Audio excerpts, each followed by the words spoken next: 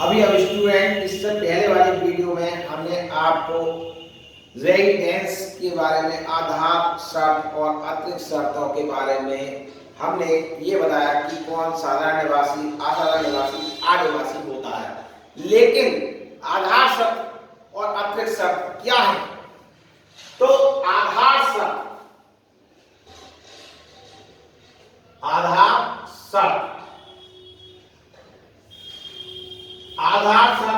एक निवासी व्यक्ति बनने के लिए दो आधार शर्तें होती हैं, जिसमें पहली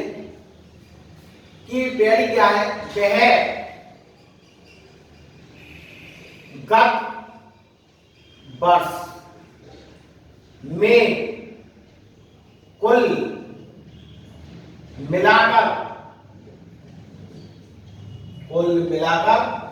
365 दिन भारत 182 दिन, वह गत वर्ष में कुल मिलाकर 182 दिन भारत में रहा हो।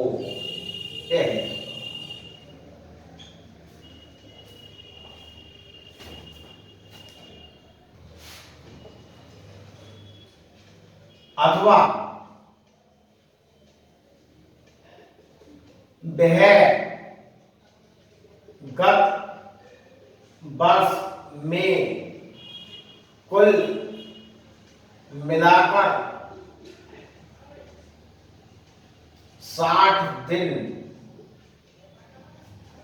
तथा पूर्व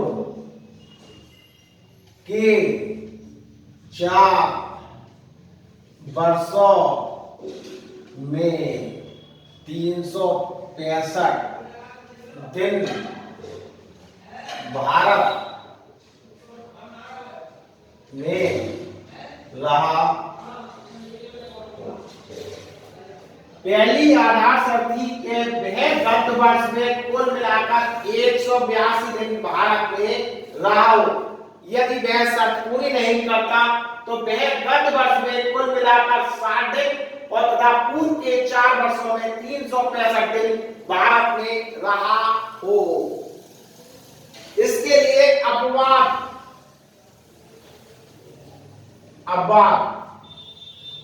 क्या है कि यदि वह समुद्री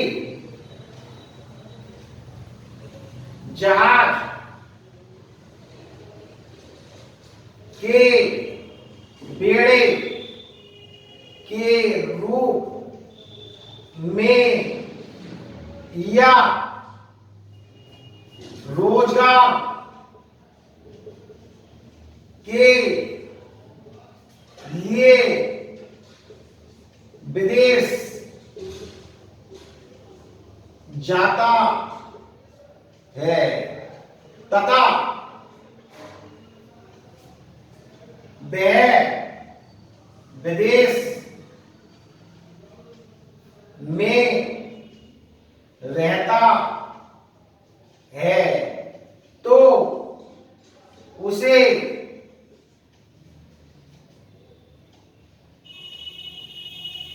वह विदेश में रहता है तथा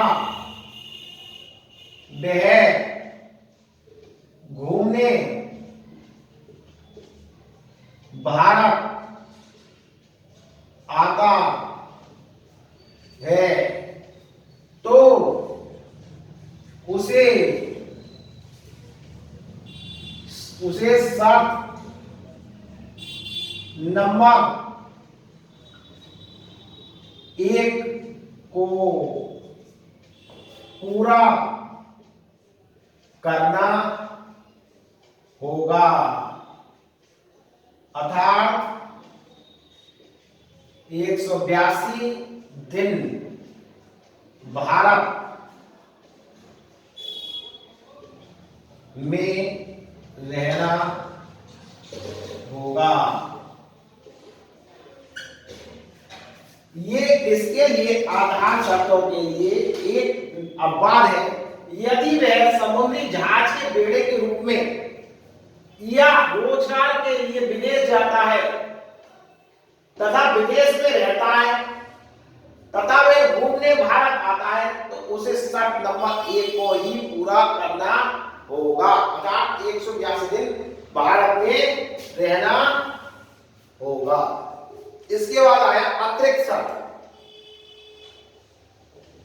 अतिरिक्त शर्त, अतिरिक्त शर्त क्या है? गत वर्ष से पूर्व के 7 वर्षों में कुल मिलाकर 730 दिन भारत में रहा हो।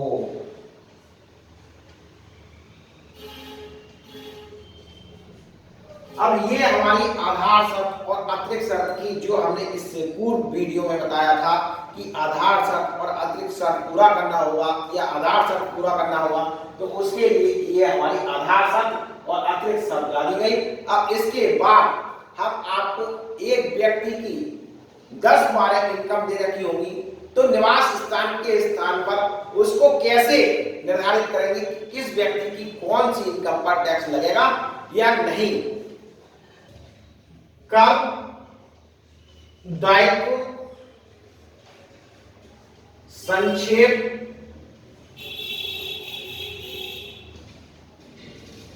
में, कर दायित्व संक्षेप में क्या है? जब निवास स्थान के लिए हमें निर्धारित है तो आपसे क्वेश्चन में एक व्यक्ति की 10-12 इनकम दे रखा होगा, कौन सी साधारण के लिए करयोग्य होगी, कौन सी असाधारण के लिए, कौन सी आदिवासी। तो इसके लिए एक चार्ट आपको बताते हैं। चार्ट की सहायता से आपको बिल्कुल क्लियर हो जाएगा कि कौन सी इनकम किसके लिए करयोग्य होगी।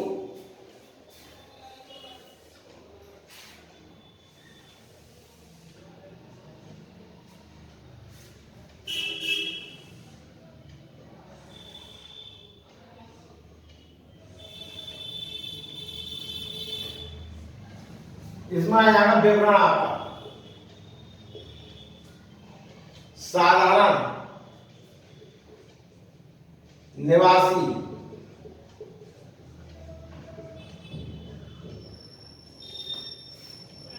असाधारण निवासी और अनिवासी।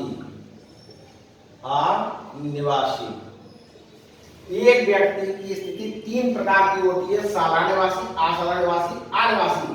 अब कौन सी इनकम किसमें करयोग्य है ये निकालना होगा। तो इसके लिए आपके लिए हम एक चार्ट बताते हैं। सबसे पहला पॉइंट, भारत में उपार्जित, भारत में उपार्जित तथा भारत में प्राप्त आय। भारत में उपार्जित तथा भारत में प्राप्त आय, इसका यह मतलब हुआ भारत में व्यापार और भारत में उसका प्रॉफिट या लाभ प्राप्त। तो वो तीनों के लिए टैक्सेबल होगी, तीनों के लिए टैक्सेबल होगी। दूसरा पॉइंट,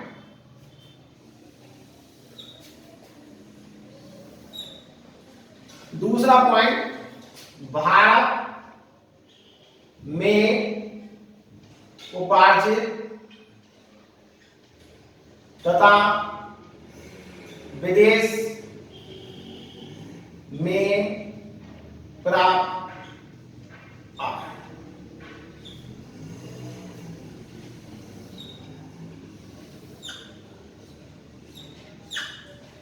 भारत में उपार्जित तथा विदेश में प्राप्त आय, ये भी तीनों में आएगा। इसका ये मतलब हुआ भारत में व्यापार है, किसी भी भारत के कोने में व्यापार हो और उसकी प्राप्ति फॉरेन विदेश में हो रही है, तो वो तीनों में लिखा जाएगा।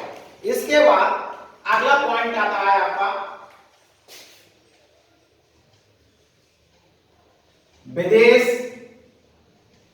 में उपार्जित तथा विदेश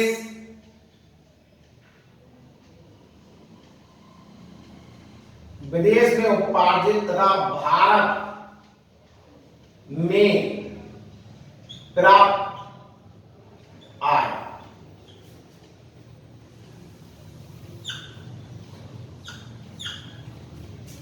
ऐसा व्यापार जो विदेश में चल रहा है मगर उसका जो प्रॉफिट है वो डायरेक्ट इंडिया में रिसीव्ड हो रहा है, तो वो भी तीनों में लिखा जाएगा। उस व्यापार की इनकम तीनों के लिए कलयुग्य होगी। चौथा पॉइंट, विदेश में उपार्जित तथा विदेश में प्राप्त आय।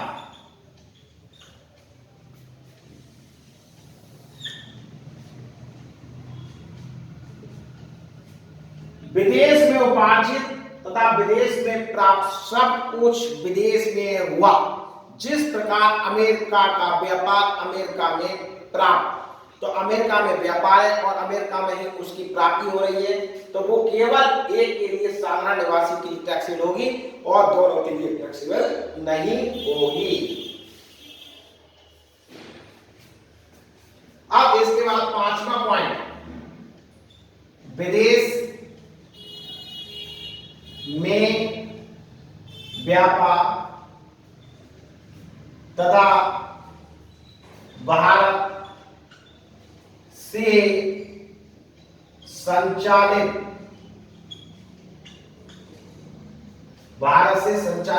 या स्थापित या नियंत्रित, चलो इतनी करेंगे।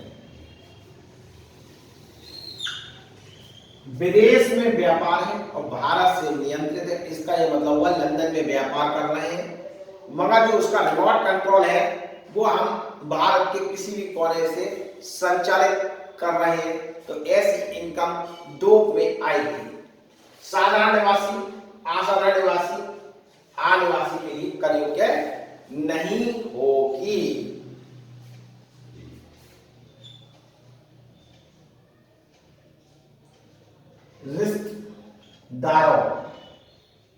रिश्तेदारों से प्राप्त उपहार, गिफ्ट,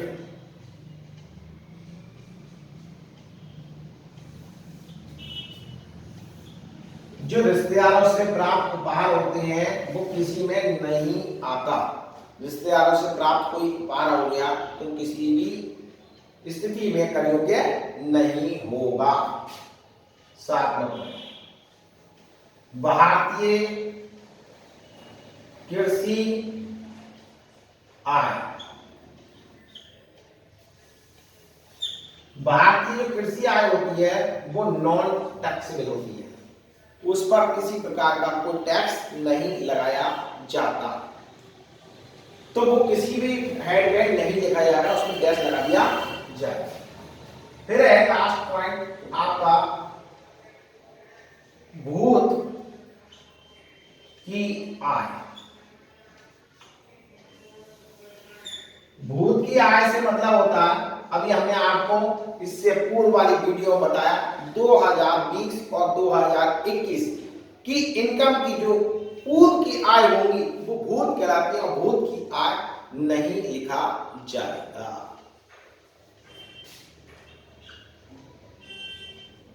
लास्ट पॉइंट साझेदारी। साझेदारी फर्म से लाभ का हिस्सा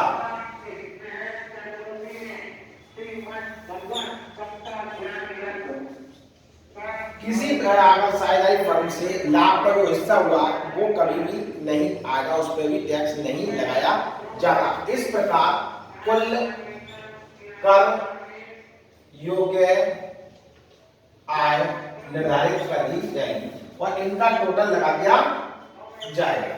तो इस प्रकार हमारा टैक्स लायबिलिटीज की थ्योरी खत्म हुई और इसके आगे नेक्स्ट वीडियो में आपसे मिलते हैं।